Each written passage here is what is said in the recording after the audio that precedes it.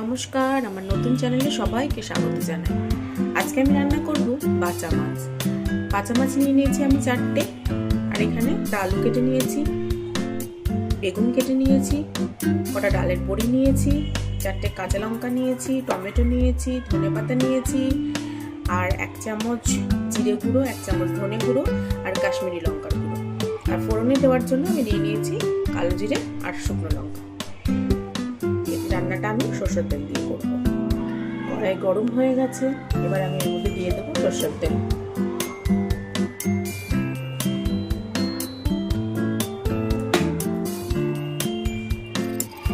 তেল গরম হয়ে গেছে, এবার আমি মাছগুলো ভেজে নেব। মাছগুলো আমি তেলে দিয়ে দিয়েছি। মাছ তো আসেনি, মাছ ছাড়া মাছ কিন্তু ভীষণ টেস্টি হয়, ওই জন্য আমি ঢাকা দিয়ে দেবো। ততক্ষণে আমি টমেটো আর কাঁচা লঙ্কাটা বেটে নেব।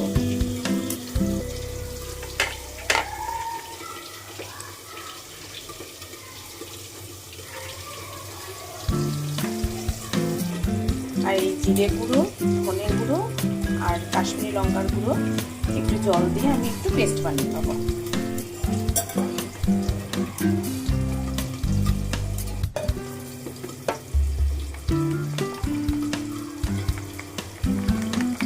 মাছটা ভাজা হচ্ছে ততক্ষণ।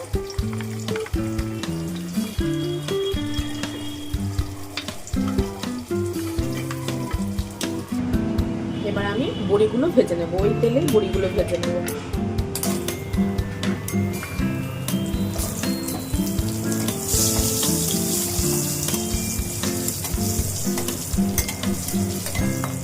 বড়ি ভাজা আমার হয়ে গেছে, ওই তেলেই আমি দিয়ে দেবো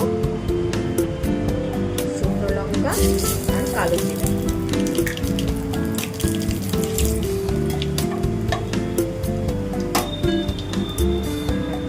আলুগুলো একটু দিয়ে দেবো ভাজার জন্য।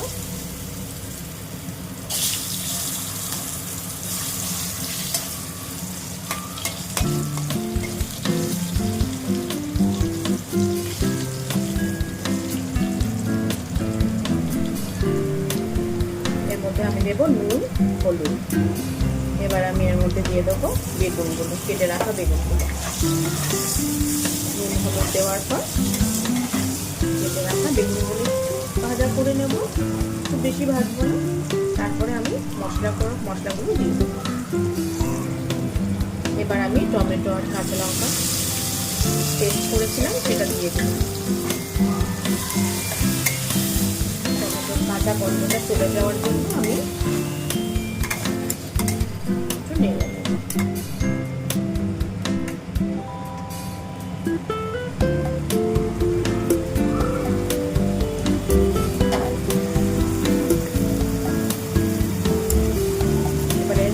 দিয়ে দেবো জিরে, ধনে, কাশ্মীরি লঙ্কা।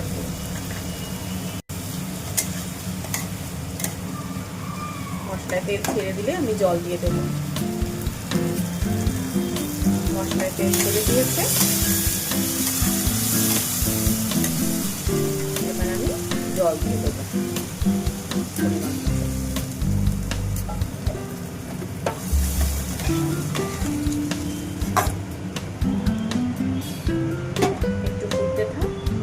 তারপর আমি মাছ আর বড়িগুলো দিয়ে দেবো। মাছের ঝোলটা ফুটে গেছে, এবারে আমি এর মধ্যে বড়ি আর মাছ দিয়ে দেবো।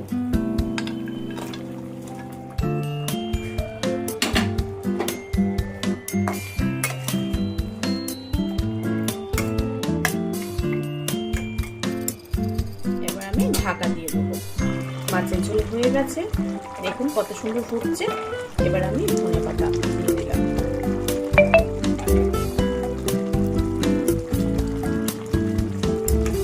নামিয়ে নেব।